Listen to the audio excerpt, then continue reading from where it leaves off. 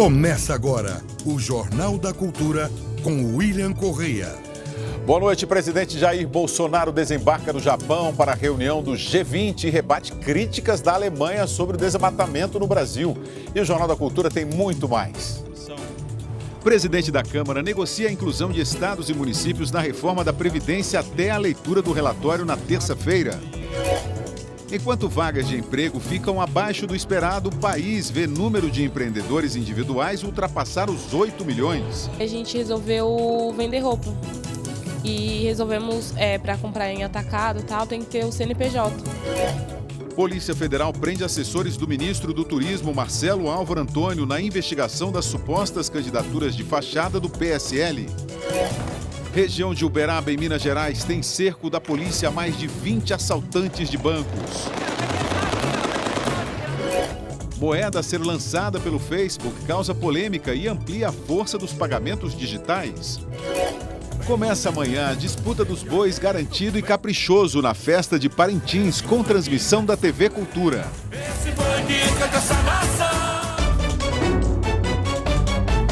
E na bancada temos a presença do cientista político Christian Lobauer e do jornalista e apresentador Marcelo Tass. E você pode mandar perguntas e fazer comentários através do Twitter na hashtag Jornal da Cultura. O G20, encontro dos líderes das maiores economias do mundo, começa nesta sexta-feira no Japão. Assim que chegou a Osaka, o presidente Jair Bolsonaro rebateu os comentários da chanceler alemã sobre a política ambiental do governo brasileiro. Bolsonaro chegou à tarde em Osaka no horário local. Antes do jantar, conversou com jornalistas e respondeu à declaração de Angela Merkel no parlamento alemão. A chanceler disse que está preocupada com a política ambiental brasileira e com o desmatamento na Amazônia. E afirmou que gostaria de ter uma conversa clara com Bolsonaro. Dramatisch finde, was dort zurzeit in Brasilien geschieht. Nós temos exemplo para dar para a Alemanha, inclusive, sobre meio ambiente. A indústria deles continua sendo fóssil, em grande parte de carvão, e a nossa não. Então eles têm a aprender muito conosco. O presidente do Brasil que está aqui não é como alguns anteriores, vieram aqui para ser advertidos por outros países, não. A situação aqui é de respeito para com o Brasil. A política meio ambiente totalmente injusta em relação ao Brasil.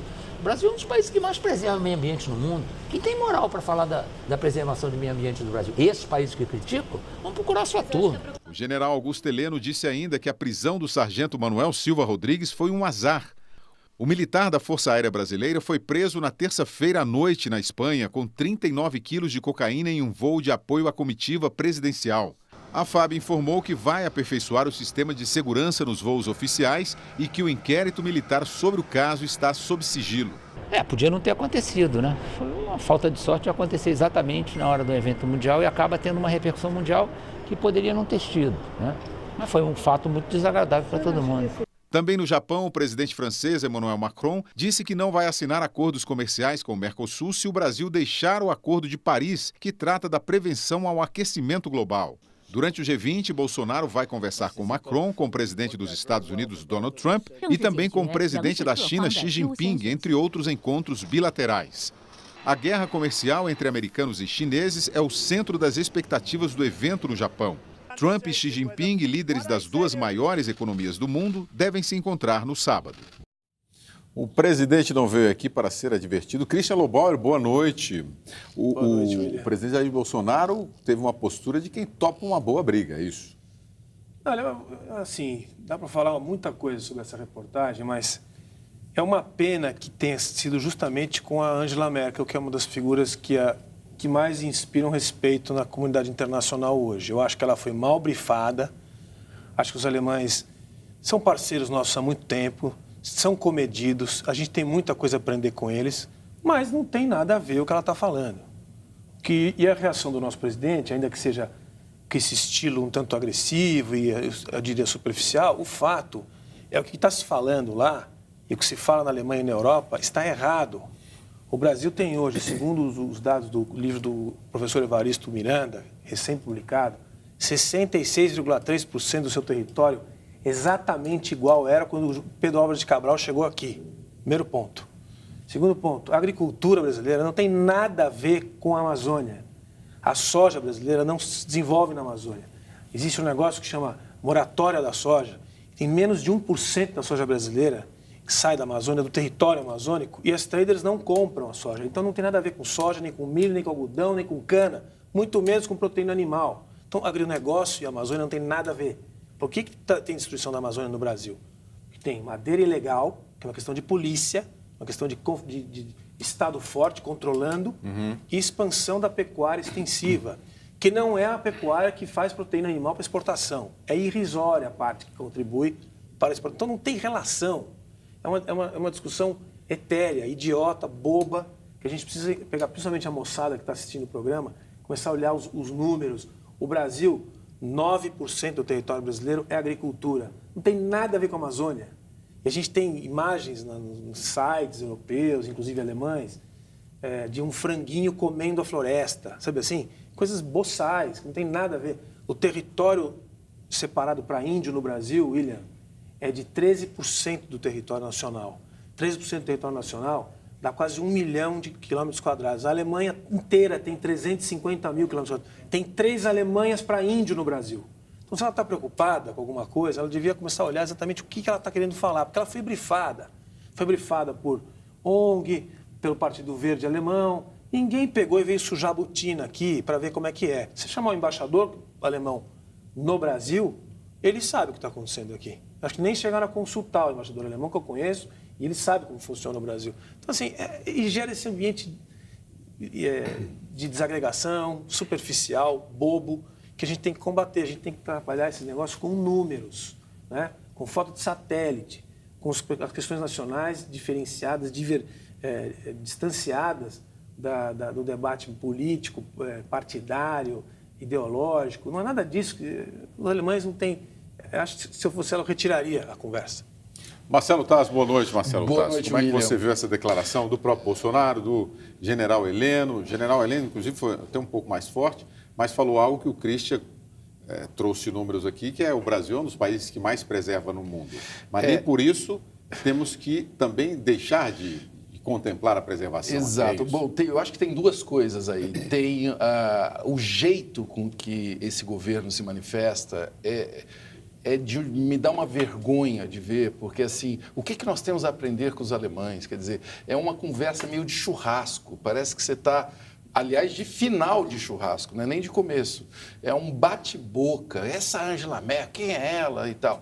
É muito ruim, né? Vai começar o G20. E é legal a gente lembrar que o Brasil, é triste dizer isso, é irrelevante para o G20. É um país que não sai em nenhum lugar mais na mídia. Ninguém tem interesse no nosso país. Por quê? E aí que talvez eu traga uma visão, talvez, um pouco para debater a do Christian, que é o seguinte: grilagem. O problema da Amazônia é grilagem de terra. Né? Sabe de onde que vem grilagem, esse nome, William? Vamos lá. Os caras colocavam os documentos dentro de caixas com grilos para parecer ficar Comer o mais papel, velhinho, né? O papel ficar para mais... tentar esquentar o papel. Hoje está acontecendo uma grilagem eletrônica na Amazônia, porque se aprovaram algumas medidas que os caras conseguem invadir terras e legalizar essas terras, grilando essas terras eletronicamente. Tem 2 terras e uma em cima da outra. Esse é um problema gravíssimo na Amazônia. E é um desmatamento, assim, sem nenhum sentido racional.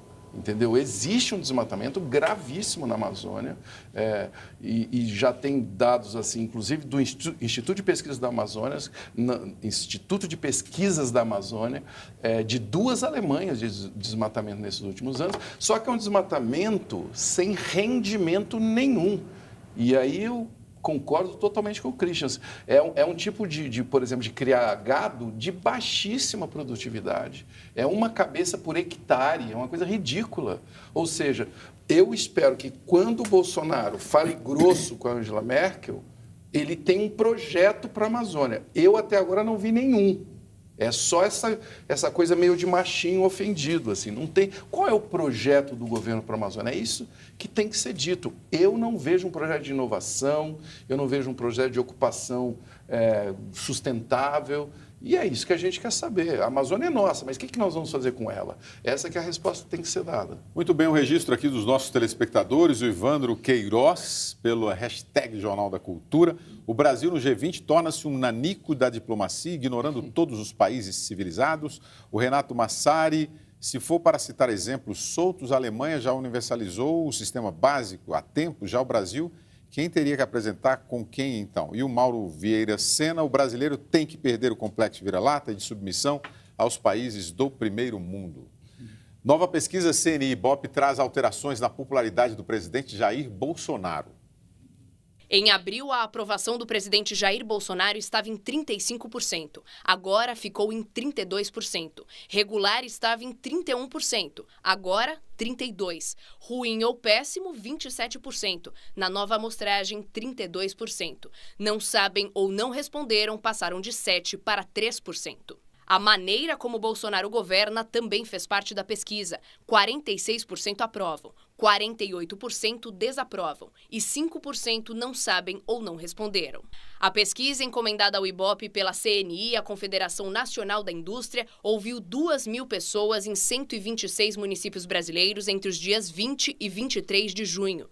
A margem de erro é de 2 pontos percentuais para mais ou para menos. Christian, essa queda na aprovação e aumento da rejeição é para o governo acender a luz amarela ou é muito cedo para dizer isso? Não, eu lia os resultados no jornal também e fiquei pensando, essa pesquisa, eu acho que ela tem muito a ver, um feeling, tem muito a ver com o fato de já se passarem 6 meses, a gente está num ambiente de paralisia, tem muito a ver com o desenvolvimento econômico. Paralisia econômica. Paralisia econômica, assim. Esperava-se muito no primeiro trimestre que alguma coisa fosse acontecer, que a roda fosse começar a girar, que os empregos começassem a surgir e não aconteceu. Que a reforma da Previdência fosse andar. E é uma coisa dificílima, assim, me incomoda muito que ela não ande, que seja essa coisa empurrada até o último dia, até o último minuto, por oportunismo político, é um negócio... E as pessoas sentem isso. Então, não acho que é só o Bolsonaro em si, apesar de todos os problemas que ele tem, de comunicação que é muito ruim, etc., o governo não acho, sempre digo isso, não acho que é tão ruim assim. Boa parte dos ministros são bons, as pastas são bem ocupadas. O problema é que não tem uma liderança, não tem um comando e tem um estilo de comunicação muito complicado. Muito ruim, né? E a coisa não andou, infelizmente, para todos nós, não andou. E o sentimento é esse. Então tem um terço, né? E caiu um pouquinho das últimas pesquisas, ele perdeu um pouco. Eu acho que é em função da agenda econômica. Se você chegar daqui 6 meses e começar a ter uma curva de desenvolvimento, emprego, desenvolvimento e renda, começa a mudar a popularidade. Acho que tem muito a ver com isso. Não é tão sofisticado assim o problema, porque é tão crônica a nossa paralisia, a nossa sensação de que não está indo para lugar nenhum, que as pessoas começam a se ficar, mais uma vez, indignadas. Né? Eu vejo muito isso, que a economia é a estagnação mesmo de economia, só que eu volto a dizer assim, não vejo um projeto para o Brasil. E, para mim, esse é o principal ponto. Quando o Bolsonaro coloca como a reforma da Previdência, por exemplo, como sendo o carro-chefe dele, é um carro-chefe falso, porque é claro que tem que ter reforma da Previdência, mas e além disso, o que mais? É verdade. Entendeu? O que se esperava do Bolsonaro, que é o quê? Acabar com a corrupção, pessoas íntegras e tal, nem isso a gente está vendo. Nós vamos ver daqui a pouco o ministro do Turismo metido de novo em enroscadas. Tem todos os filhos 01, 02, 03 com amigos que também a gente não sabe o que aconteceu com o inquérito do Queiroz. Mas tem uma série de coisas. Tem os laranjas, o laranjal do partido dele, que ele deveria já ter dado uma resposta mais firme a isso. Mas o que falta mesmo, na minha avaliação, é um projeto de país, sabe? E aí... Concordo com você, tem gente boa em alguns dos ministérios, mas, para compensar, tem um ministro da Educação que hoje fez uma coisa que eu não consigo entender como que esse cara continua ministro da Educação. Um cara que fez piada com a cocaína do avião do Bolsonaro às 6h30 da manhã. Você imagina, você é o ministro da Educação deste país e você faz uma piadola de 5ª série... E você não entregou nada ainda da educação brasileira. Está tudo atrasado, ministro. Não é hora de fazer piadola. Porque tem gente que faz piada bem. Você quer aprender a fazer piada, tem que fazer uma escolinha. Agora, você como ministro, é nota 0. Não sei o que você está fazendo aí. Lobão, eu vou aproveitar a fala do Taz aqui. Projeto para o país. Qual governo apresentou um grande projeto para o país? Eu ia pegar essa deixa. Na verdade, assim, Marcelo, não tem projeto. Não tem. Não tinha em campanha e não tem. Não, mas algum governo aí... Então, eu acho que não é só o Bolsonaro. A gente não vê um projeto de país, talvez eu seja injusto com alguns aí, acho que desde o Plano Real a gente não vê um grupo no comando do Brasil que tenha alguma coisa que parecida com um projeto.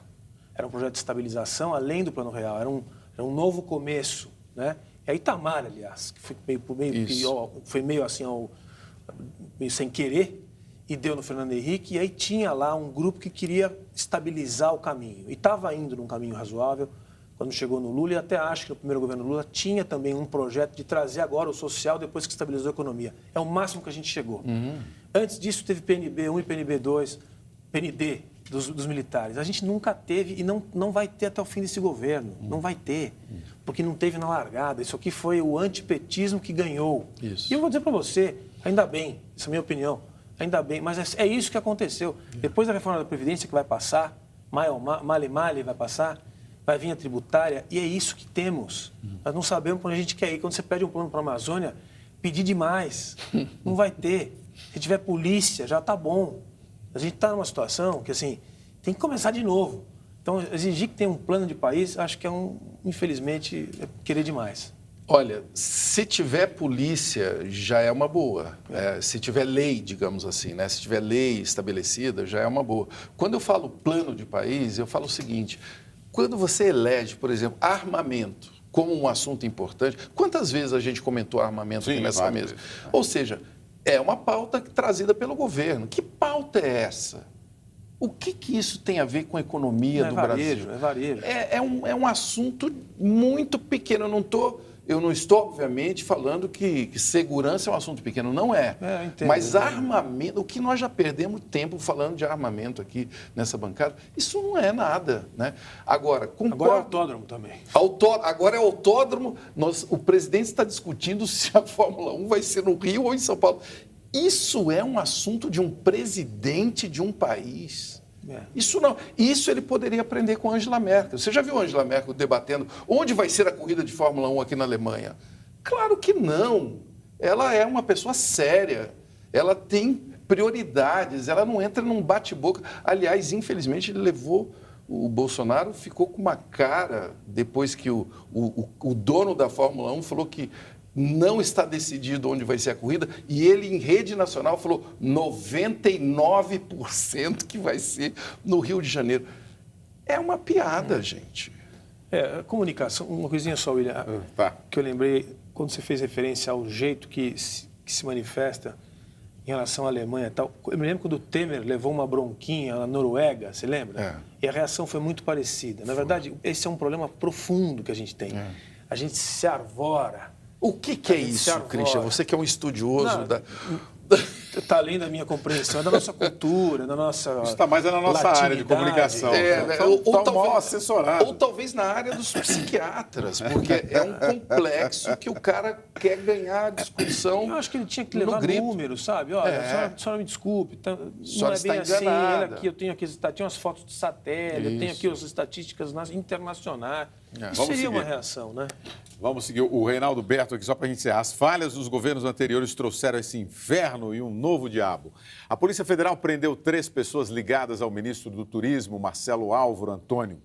Entre elas, um assessor especial do Ministério. A investigação apura suspeita de envolvimento em candidaturas laranjas do PSL de Minas Gerais.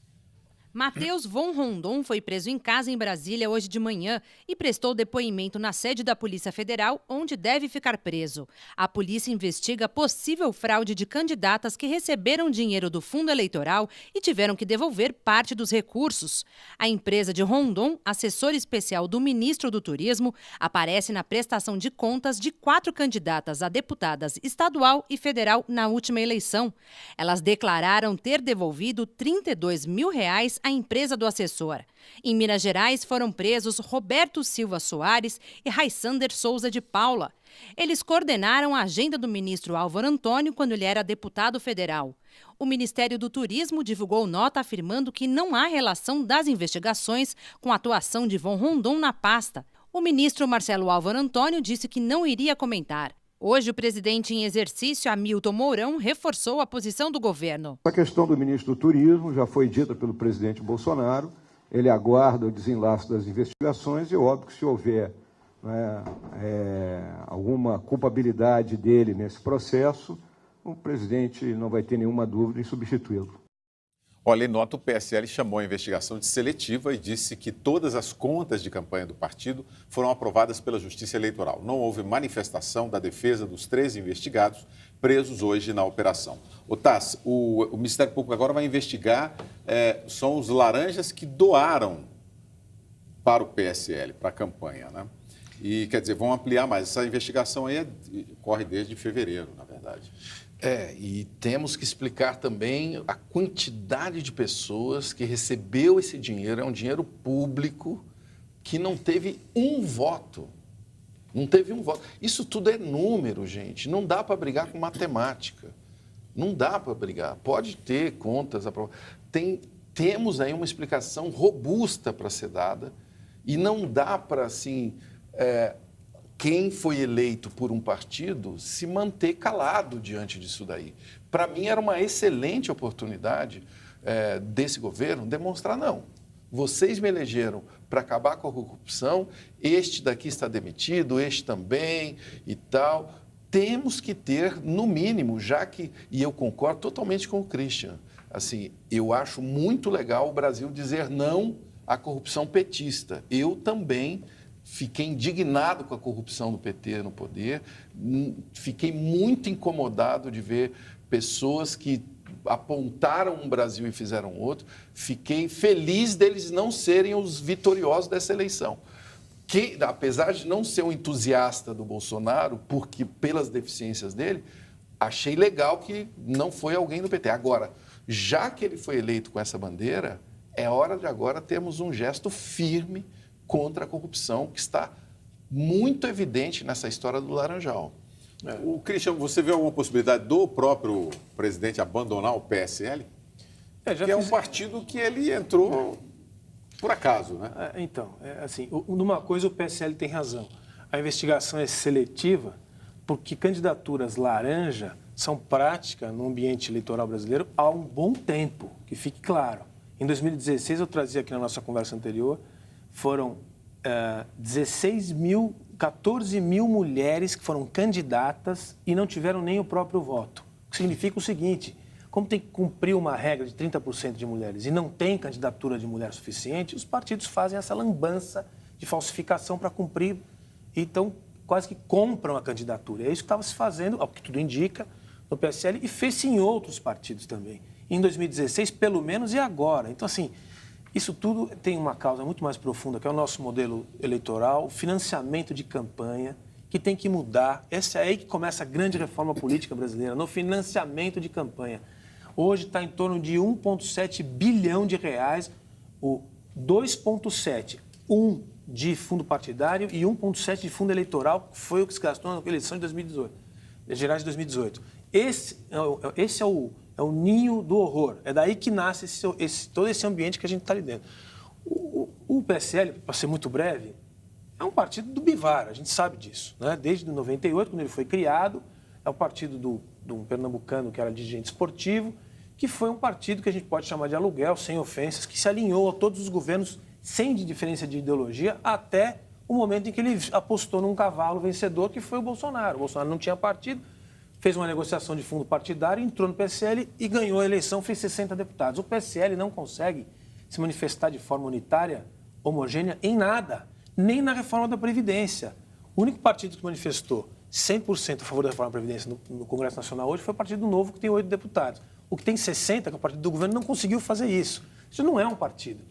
O próprio presidente já ensaiou, inclusive, lançar a própria a UDN, que é uma coisa quase que cômica, a gente pensar em nascer a UDN nas mãos do presidente Bolsonaro. Mas, enfim, para você ver como está falido o sistema partidário brasileiro e como a gente tem que repensar a estrutura política através da tal reforma política. A Câmara dos Deputados adiou a leitura do voto complementar da reforma da Previdência, que seria feita hoje. O adiamento ocorreu por falta de acordo para a inclusão de estados e municípios no texto. A leitura do relatório ficou para a terça-feira, depois de uma última rodada de negociação com os governadores. Os representantes do Nordeste afirmam que a reforma não é suficiente para resolver o problema do déficit orçamentário dos estados e pedem medidas complementares. O chamado Centrão, por sua vez, tem trabalhado para manter estados e municípios fora da reforma, pois avalia que, do contrário, apenas os deputados arcariam com o ônus político das medidas impopulares. Uma expectativa para que os estados e municípios possam entrar de imediato na reforma. Então vale a pena esperar até terça-feira. Por quê? Não compromete o cronograma. Ainda assim, é possível se aprovar no primeiro semestre. Rodrigo Maia, no entanto, voltou a cobrar a colaboração do governo na aprovação da reforma, depois das críticas do ministro da Economia, Paulo Guedes, às modificações impostas pela comissão especial, como a retirada do sistema de capitalização. Menos intriga, mais política e mais unidade para a gente aprovar a Previdência. Nós precisamos que a equipe econômica volte a nos ajudar, como nos ajudou até a apresentação desse relatório pelo Samuel. Até ali, o nosso trabalho em conjunto era muito forte. Precisa voltar a ser assim. Guedes se reuniu hoje com o presidente do Senado para tratar da agenda econômica. Às vésperas da votação, adotou um tom conciliador.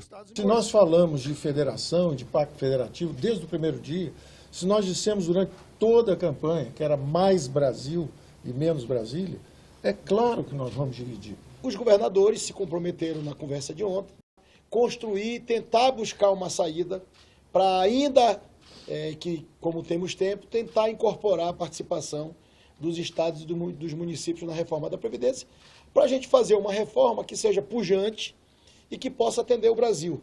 Ontem, o governo liberou o cadastro digital de projetos de vários ministérios como sinal de que vai garantir o pagamento de emendas parlamentares extras, prometido aos deputados que votarem a favor da reforma da Previdência. Cristian, além da inclusão aí de estados e municípios, tem mais alguma coisa aí para esse adiamento? Então, tem duas coisas. Uma parte, as emendas já estavam previstas antes de reforma, então não é o jogo da emenda, 10 milhões aqui, 20 milhões. Essas emendas extras, sim. Assim, o Centrão, para a moçada também que deve ficar... que é Centrão é um nome de um agrupamento de políticos que nasceu durante a Constituinte nos anos 80. Entre 86 e 88 teve a Constituinte, que fez a Constituição atual. E tinha um grupo ali de deputados de vários partidos que eram aqueles que jogavam todos, faziam um jogo meio de toma lá da cá, etc. Essa designação virou... Sempre existiu um grupo grande de 250 a 300 deputados assim, que faz um pouco esse jogo meio pequenininho, de interesses micuinhas e coisas assim. É disso que está se falando, quer dizer, esses deputados não querem o tal do ônus da reforma, porque a reforma é uma reforma dura, porque a gente não tem mais dinheiro para pagar a Previdência como ela custa de acordo com a lei, então tem que mudar. Isso tem um efeito no imaginário popular. Né? Então ficou empurrando para o outro. Quer dizer, é uma coisa assim triste de ver, porque tem que ser feito, certo? E assim, o presidente da Câmara está certo, o Rodrigo Maia está certo. Ele tirou os estados e municípios no momento, há uns 2 semanas atrás, para recolocar agora, porque ele percebeu que se insistisse demais lá não ia conseguir. Agora ele voltou com o assunto. Tem que entrar estado e município, pessoal. Se não entrar, o que acontece? Daqui 2 anos, 12 estados brasileiros vão quebrar. E aí, esse prejuízo vai para onde? Para a União. Então, a reforma da Previdência que foi feita não vai ter adiantado nada. Então, vai ter que acontecer isso nos próximos dias. É essencial que aconteça, que os estados entrem na reforma. Acho que vai acontecer, espero que aconteça. E esses interesses mesquinhos aí vão ser alocados de uma forma aí que a gente não perceba muito bem, vamos dizer assim. É bom falar uma coisa muito clara, porque todo mundo acha que, pelos comentários que a gente faz aqui, a gente é tudo petista, né? Então, é legal falar uma coisa com muita clareza. Eu sou a favor da reforma da Previdência, todo mundo é. Ninguém, em sã consciência, pode ser contra uma reforma. E a reforma da Previdência é uma conta de... Dona de casa conhece isso. Não dá para gastar mais do que você tem. É muito simples.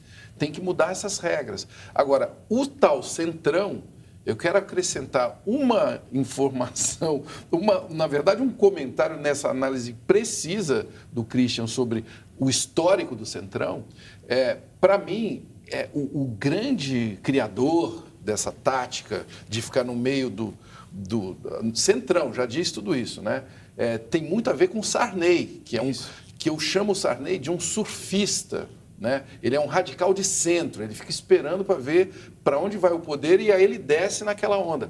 O novo Sarney, é o que me parece, depois dessa noite aqui na bancada, é o nosso Bivar, mas já é um surfista já mais assim, da terceira idade ali e tal. Mas o Centrão, este país, o Brasil que não consegue se livrar desse Centrão, é o cara que é o fiel da balança, que está direcionando essa balança em interesse próprio. Aí não se salva ninguém. O país tem que ter a consciência que ele vai quebrar e temos que ser firmes em apoiar uma reforma que seja justa para todos. Só para encerrar, o Paulo Gilberto, como nordestino, ele é da Paraíba, que sinto muito vergonha de ver os governadores de minha região impedindo o progresso da reforma da Previdência. Veja a seguir, moradores de Uberaba, em Minas Gerais, vivem momentos de pânico durante ataque a banco. E número de microempreendedores individuais no país cresce 130% em 4 anos. São nossos próximos assuntos. Não saia daí.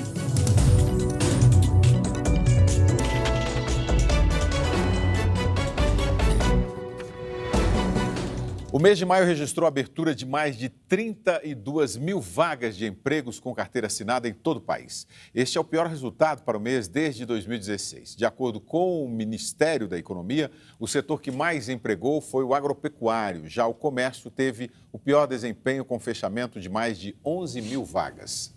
Hoje o país tem mais de 8 milhões de microempreendedores individuais. O cenário econômico instável leva o trabalhador a se virar por conta própria. Há 3 anos, a assistente de cabeleireira Alessandra é uma microempreendedora individual. Para mim, a vantagem é a flexibilidade da agenda. Então, tipo assim, eu posso estar prestando serviço num salão hoje, amanhã eu posso estar fazendo em outro. A Maiara, manicure há 10 anos, trabalha no mesmo salão e virou MEI há 8 meses. Para ter mais uma fonte de renda, precisou sair da informalidade. A gente resolveu vender roupa e resolvemos, para comprar em atacado, tem que ter o CNPJ. O MEI foi criado em 2008 para facilitar a formalização dos micronegócios e atende mais de 400 modalidades de serviços, comércio ou indústria. Para ser um microempreendedor, é preciso faturar até R$ 81 mil por ano e pagar uma taxa que gira em torno de R$ 50, que garante acesso a benefícios como auxílio maternidade, auxílio doença, aposentadoria por idade e invalidez. Os interessados podem abrir empresas sozinhos no portal do empreendedor. Os MEIs podem participar de licitações públicas e, em algumas linhas de crédito do Sebrae, podem até conseguir empréstimos a juros zero. Tem o direito de contratar um funcionário, desde que pague todos os encargos trabalhistas, e estão aptos a emitir nota fiscal para pessoas jurídicas. O Brasil já tem mais de 8 milhões de microempreendedores individuais. Nos últimos 4 anos, o número de MEIs no país cresceu mais de 120%. Só nos primeiros 4 meses de 2019, foram criadas mais de 500 mil de MEIs. As pessoas estão enxergando como uma oportunidade para poderem se manter e também entrar nesse mundo diferente que é o empreendedorismo. O empreendedorismo é um escape. É uma forma que veio para auxiliar essas pessoas a se manterem no mercado e, consequentemente, progredirem. Com a crise, Cimeia e o marido Douglas tiveram que fechar a loja que tinham no centro de São Paulo. Agora, com o cadastro de MEI, abriram este quiosque, onde vendem acessórios. Além das facilidades para conseguir empréstimos no Sebrae e capital de giro para o negócio, Cimeia tem na ponta da língua um dos principais benefícios da categoria. A aposentadoria, a gente não quer trabalhar para sempre, a gente quer trabalhar para a gente, mas não para sempre. Vou ler aqui uma participação do telespectador para introduzir o assunto, a Sandra Sanches. O brasileiro tem um grande potencial de empreendedor, é trabalhador, criativo e otimista. Basta só o governo dar condições favoráveis e não usurpar com impostos altos. Na verdade, o aumento, Marcelo Taz, desses microempreendedores já faz parte, ou é um processo de inovação, não é isso? De inovação tem a ver também com a reforma da Previdência, das pessoas saberem que o horizonte não existe mais, aquela coisa da CLT, todo mundo se sentir seguro, mas tem um aspecto aí, William, agora, será que eu posso agora me permitir ser otimista aqui? Vamos lá, que o pessoal está falando que você está muito pessimista. Porque aí sim nós temos alguma coisa a ensinar para os alemães. O brasileiro, diante dessa tremenda dificuldade, ele é muito criativo. O que a gente viu ali, essas pessoas todas que se transformam em MEIs e vão se virando e tudo mais, isso é inovação, isso é se virar, isso é ser maker, né? Fazer com o que tem, né? Usar os recursos disponíveis para criar negócios sustentáveis. Isso vale muito. Agora, são pessoas individuais que estão ali tomando essas decisões. Quando eu falo de política pública, é entender que o Brasil é um país enorme, cheio de gente criativa, né? Eu tive recentemente no Parque Tecnológico de Sorocaba, você vê a quantidade de startups. É legal que esse ecossistema se espalhasse por todo o país, porque existe gente com a mão na massa por todo o país. E tornar isso uma política pública, como o nosso telespectador falou, com o governo só não atrapalhando. Não, eu acho que a matriz, o diamante dos 92 milhões de brasileiros aptos a trabalhar, tem 33 milhões de funcionários, empresas, etc. Tem 13 milhões de desempregados, tem 11 milhões de funcionários públicos e tem 27 milhões de brasileiros que são empresários. E desses 27 milhões, provavelmente 26 milhões e 900 mil são como essa moça aí. Esse é o potencial que o país tem. Se você não promover esse pessoal, nós estamos fadados ao fracasso. Porque é daí que nascem os Bill Gates da vida, daí. Né? E a gente geralmente taxa mais essa turma do que o resto. Então, precisa virar Aliás, chave. eu vou elogiar o presidente Bolsonaro. Aquela medida que ele prometeu de não taxar tecnologia é revolucionária. Se aquilo aconteceu, William, eu venho aqui dizer que eu retiro tudo o que eu falei. O ministro da Fazenda, Paulo Guedes, anunciou que os bancos privados terão um aporte de 100 bilhões de reais para oferecerem linhas de crédito às pessoas físicas e empresas. Para liberar esse valor extra, o Ministério da Fazenda vai reduzir o compulsório dos bancos, que é a parcela dos depósitos de correntistas mantidos no Banco Central. O depósito compulsório regula a quantidade de dinheiro em circulação e costuma ser usado como instrumento de combate à inflação. Veja em instantes, vídeo de um suposto homem-múmia viraliza e fomos checar se é fake ou não. E como a criptomoeda do Facebook pode mudar o mercado de dinheiro virtual. Nós voltamos já.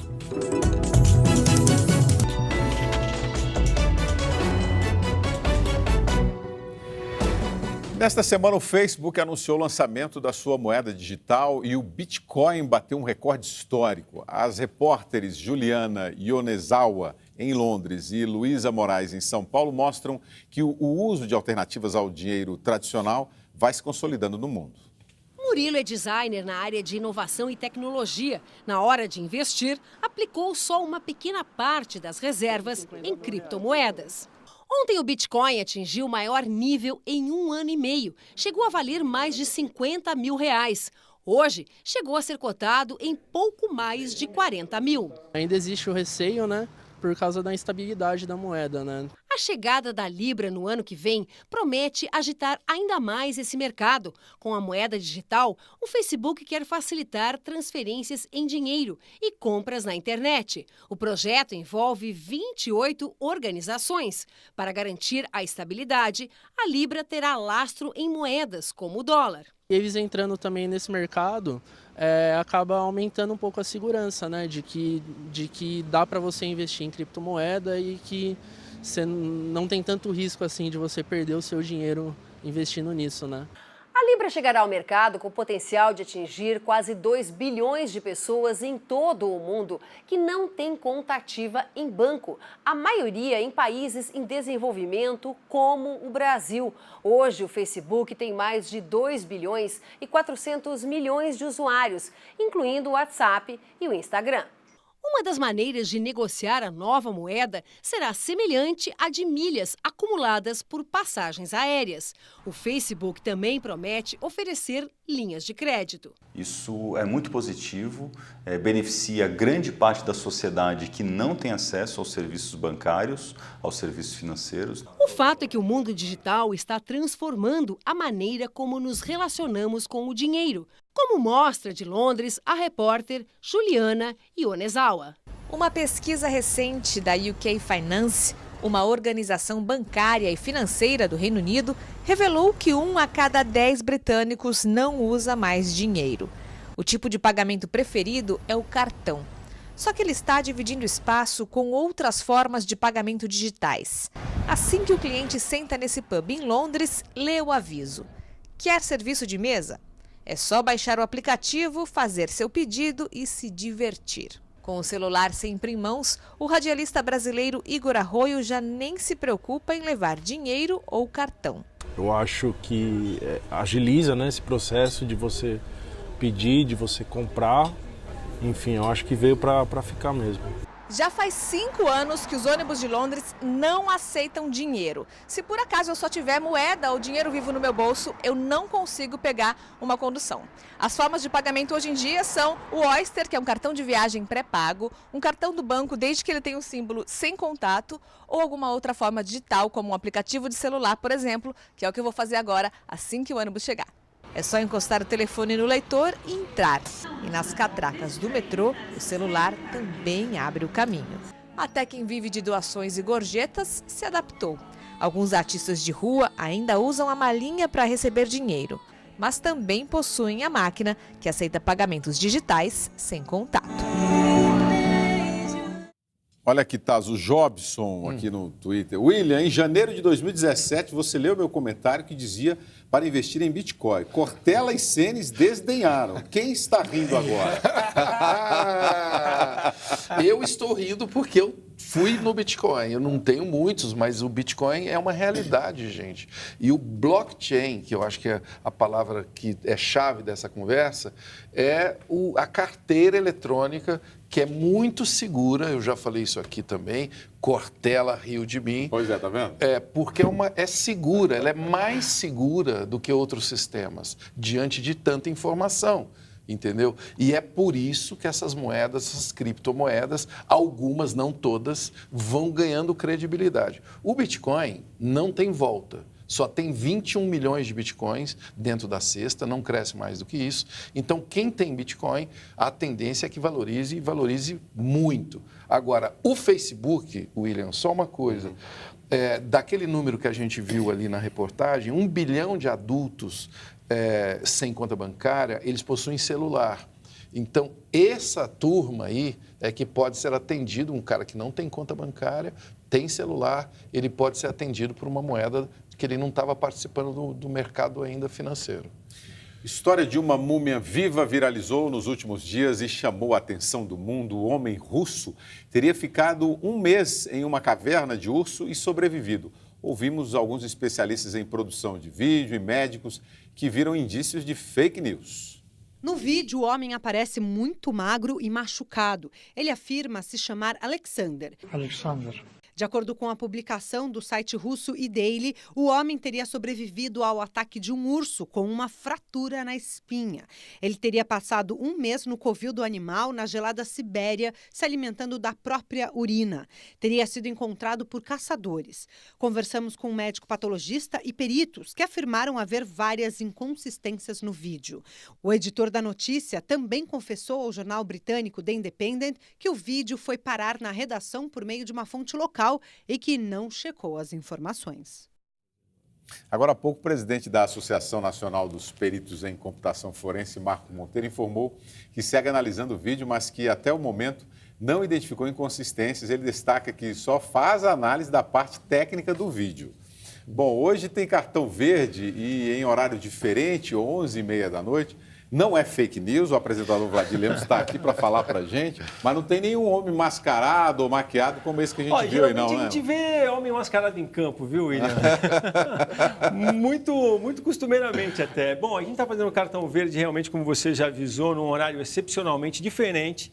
Né? A gente vai ao ar às 11h30 da noite, porque nesse momento a seleção brasileira está em campo enfrentando o Paraguai, jogo que vale uma vaga na semifinal da Copa América.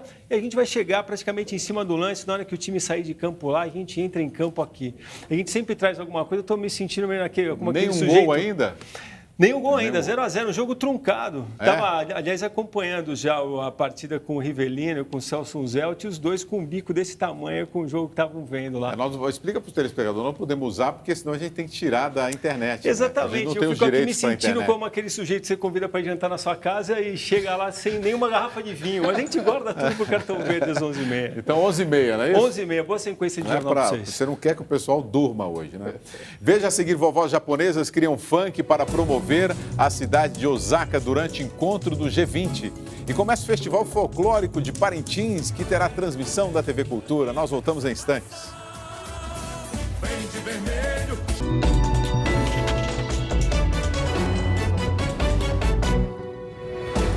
São 3 dias de um espetáculo no coração da Amazônia. O Festival Folclórico de Parintins é considerado a ópera Floresta, com os bumbás Caprichoso e Garantido. Esse ano foram investidos mais de 5 milhões de reais nos preparativos da festa. Com 113 mil habitantes, dados do IBGE, durante o período do Festival Folclórico dos Bumbás Caprichoso e Garantido, a estimativa é de mais de 50 mil turistas nesse período. A história dos bumbás começou há mais de 100 anos, mas o primeiro festival teve início na década de 60. Em 1966 foi realizado o primeiro Festival Folclórico de Parintins, com o objetivo de conseguir recursos para a construção da Catedral de Parintins, em homenagem à Nossa Senhora do Carmo. Hoje, ela é considerada um dos pontos turísticos da Ilha Tupinabarana. Garantido vai contar a história Nós, o Povo, uma reflexão sobre os costumes e a dignidade do caboclo amazônida. Esse tema é a cara do boi garantido, garantido que é o boi do povão. Caprichoso traz o tema Um Canto de Esperança para a Mátria Brasilis. Essa arte, nada faz sentido se ela não for bandeira de luta, de revolução. A festa é realizada tradicionalmente no final do mês de junho e a TV Cultura vai transmitir em parceria com uma emissora local do Amazonas, o 54º Festival Folclórico de Parintins. Esse boi que canta essa galera, esse boi que canta essa nação. Vem de vermelho, cheio de arredo, vem da rua. Muito bem, a TV Cultura transmite a festa de Parintins a partir de amanhã, às 10h30 da noite. Também haverá transmissão no sábado e no domingo. Vamos ver no telão aqui algumas das mensagens enviadas pelos nossos telespectadores para finalizar os nossos comentários aqui. O Dallenberg Santos, reforma da Previdência é uma coisa, o projeto do governo federal com uma reforma justa, sem privilégio de solução para todos os problemas do Brasil, é outra. O Reinaldo Berto, se até em casamento você se decepciona, imagina na política. É amor durante a campanha, depois o encanto acaba. Maria Isis, este é o governo das novas políticas? O PSL tão jovem, já tão comprometido? Não tão jovem assim, não é isso, Lobão? O PSL não é uma boa referência para você exigir performance, né? Mas eu queria comentar o primeiro ali. Vamos lá, temos 1 minuto. Vou ser mais breve do que a reforma que está aí é a única que a gente conseguiu, como sociedade, colocar na mesa e tem que ser feita. Para dar um número que eu sempre repito que é fundamental. 11% do orçamento federal, que é 70% de toda a arrecadação nacional, vai para 1 milhão de brasileiros. 40 milhões de brasileiros são aposentados e pensionistas. 1 milhão fica com 11% do orçamento federal. Não dá mais. Tem que mexer nesse 1%. Você está dizendo, mas não está pegando todo mundo. Mas já vai começar. Tem que começar de algum jeito, senão não termina. O Reinaldo está comparando política com casamento e falando de amor. Eu só quero fazer um reparo, Reinaldo. Tem que tomar cuidado para a política não ser paixão. Quando você trata a política com paixão, você pode se decepcionar muito. Amor, não. É uma coisa que dura muito mais. Muito bem, Marcelo Taz. Muito obrigado. por suas provocações aqui no Jornal da Obrigado, Cultura. Terminei romântico. Muito bem, eu estou vendo. Christian Lobão, obrigado pela participação do Jornal da Cultura. Uma ótima noite para os dois. Prazer, e para você também, nosso boa noite. Traz um funk feito para promover a cidade de Osaka. Durante o encontro dos líderes das maiores economias do mundo, o G20, a música foi criada pelo grupo Obachan, que é formado por mulheres entre 60 e 70 anos. As vovós japonesas cantam em inglês e fazem coreografias em diversos pontos da cidade. Não se esqueça de acessar o nosso canal no YouTube. Você pode rever este jornal e outros conteúdos. Inscreva-se para ser notificado também lá sobre tudo que acontece aqui no nosso jornalismo. youtube.com/jornalismo TV Cultura. Obrigado pela sua companhia e audiência e até amanhã.